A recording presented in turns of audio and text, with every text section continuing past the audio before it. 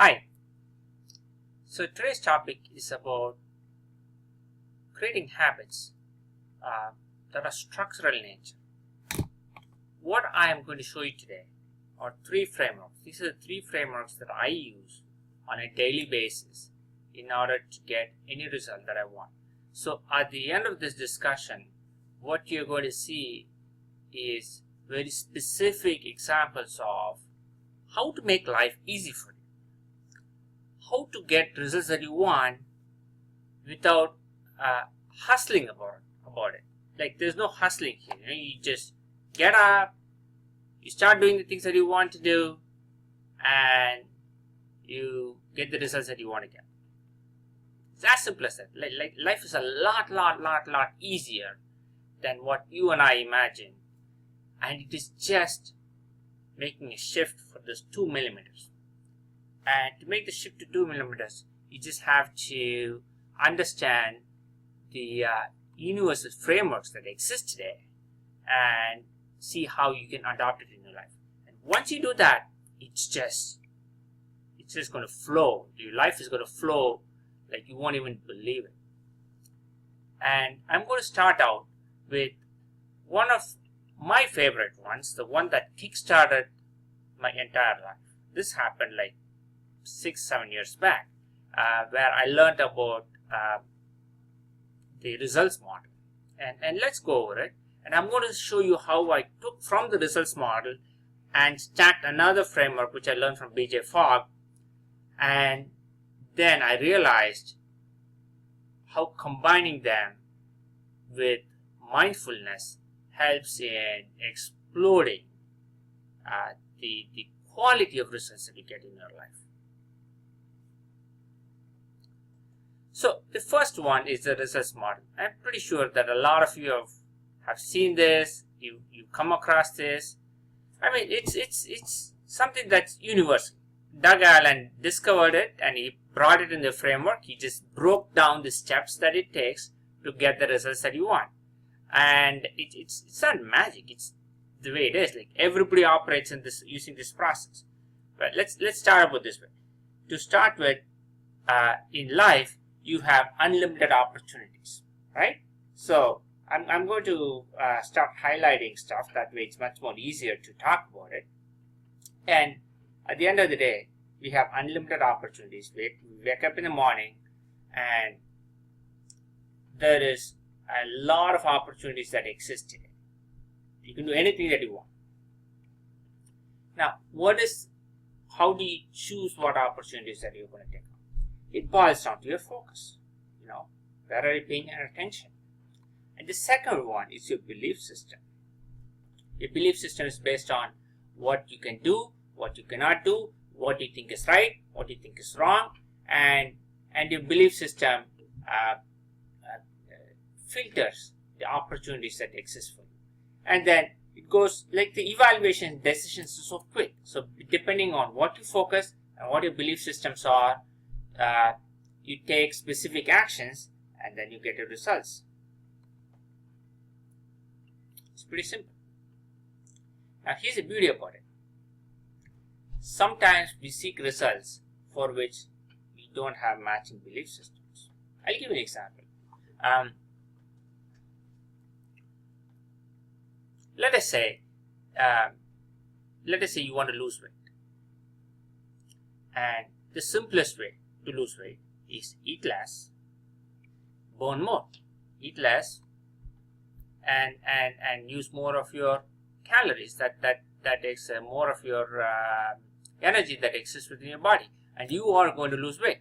It's a pretty simple concept. However, the belief systems would operate differently. So I will take myself as an example.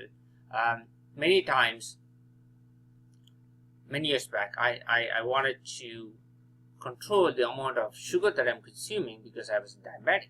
I'm still a diabetic. But my belief system was different. When I walk into a coffee shop and I see those donuts, my belief system said, I see a donut, I eat the donut. That is my belief system. Right? And the second, there's a different example that I can give you. When I come across stressful situations in life, my belief system is, well, I have stress, I'm working my ass off, so I deserve a donut. See, it's a belief system that I had, and I would focus on this belief system because it was a habit that I had. Stress situation, eat a treat. Makes me feel good, I'll take action. But it did not help me in controlling my sugar levels, right? So the beliefs are so important when you look at life. In fact, I'm going to show you something different, which I don't think Doug has seen it too. So this is an opportunity for me to show Doug what we could do. So if I take this results model, right, and let's see if I can actually do it. If I take this results model and then I were to rotate it 90%,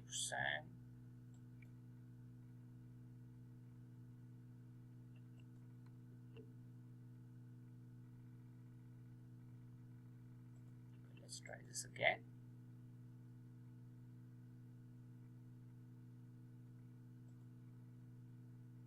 Okay, so what we have here is the results is the only thing that we see in this world. So if I were to use a different color here, it's like an iceberg, right? So the only thing that we see here is the results that you see. Okay, I'll even show you another way of looking. So this is like an iceberg. So if you look at an iceberg, the only thing that you see on the top, you can see the ice here, but what you do not see is the bulk of the ice is below the water. It's the same thing with results.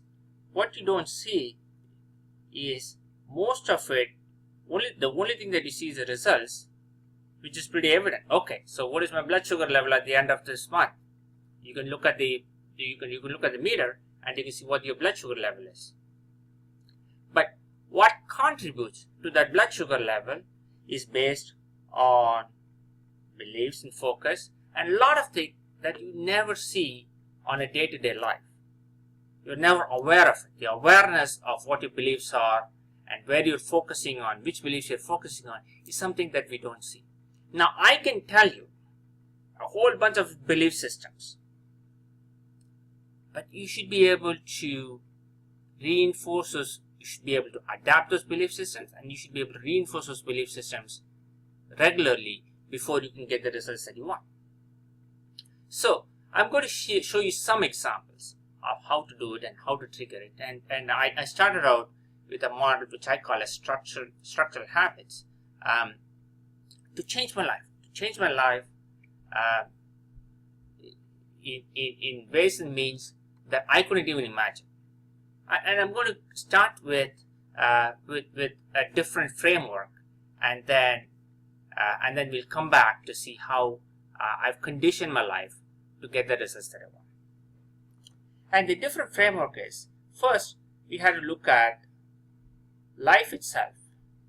When you look at life, it's like a pathway. The pathway would be, you have principles in life. So the principles would be the higher end of it. So this is what I call principles. And the bottom level is what I call values. So principles are the ones that guide you towards the goal that you want. Right? And the value systems are the beliefs that you adopt in your worst case scenario. So what I started doing is I started shifting my life in a certain way. I started looking at, okay, when I'm eating any food, the current model is I'm hungry, I eat food, and I eat food till my plate is full. I shifted my principle to a certain extent, to a tiny extent. And the way I shifted it is eat food until I am not hungry. This is a huge shift. So there are three states that we have. I'm hungry, I'm not hungry, I'm full. So I am hungry, so I'm going to eat. I stop when I'm not hungry. That's it. Now, my calorie intake suddenly reduces because I shifted my principle towards I'm not hungry and I'm going to eat. This is easier said than done. This is easier said than done. Now, how do you shift it? It goes back to the third framework, which I did learn. I learned it from BJ Fogg, and in my view, BJ Fogg is the master in enabling behavioral changes, and he came up with this wonderful framework. And this framework was, for any behavior to happen, there are, let me move this off. For any behavior to happen, there are three pieces that have to act together. Well, number one is motivation, number two is ability, and number three is a trigger. So, the simplest example would be, let's take an example of a phone call. The phone rings and you pick up the phone. So the actual reason why you pick up the phone is because the phone rings. You hear it and you pick up the phone. So the trigger to picking up the phone is the ringing of the phone. You hear it. Now let's say you are outside the house and the phone rings inside the house and the door is locked. The phone rings. You have the ability to pick up the phone. Picking up the phone is easy. You have the motivation to pick up the phone because the phone is inside, and the ability is something that you don't have because you are locked out. So you will not be able to pick up the phone. So even though you have a trigger here and you have the motivation to pick up the phone, you just don't have the ability to pick up the phone because the door is locked, right? So let's take another scenario. Let's say the phone rings and you know it's a friend of yours, and you owe your friend a lot of money. The phone rings. You have the ability to pick up the phone because the phone is next to you, but the motivation may not be high because, well, you may have to explain certain things to your friend. So your motivation is low. So you might have the ability and the trigger. Because your motivation is low, you're not going to pick up the phone. So in a nutshell, you can create any behavior as long as you have the right motivation, you have the right ability, and you have a trigger for that to happen. Now, I use this model to start shifting my life in a different way. So what I started doing is,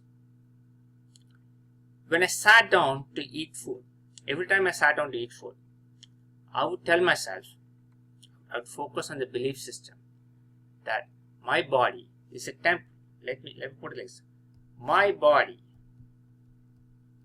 is a temple.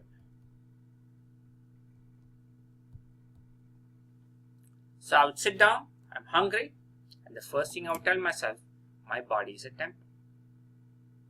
And so my focus moved towards a belief system that I got to take care of my body. And this instantaneously started triggering changes in me in how much food that I eat and when I stop eating. In fact, the most amazing thing that used to happen is every morning I eat the same breakfast. I have a oatmeal with berries in it, and what I notice is I have a bowl full of it, and then I put it all together, and as soon as I hit almost half a bowl of the oatmeal, I realize I'm no longer hungry.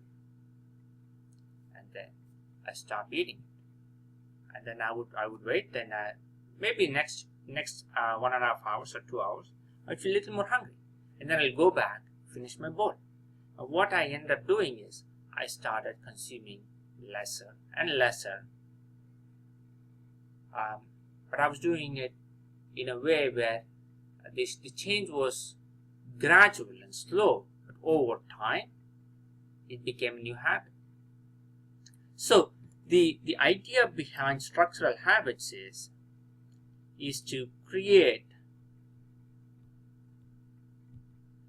and focus on your belief system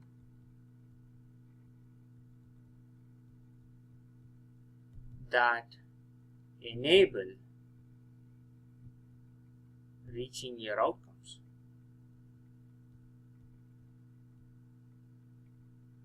So, for every outcome you have, you need to break it down to what are your beliefs. So you identify those beliefs, and then you start applying focus towards it. And once you start applying focus towards your beliefs, your actions are automatic.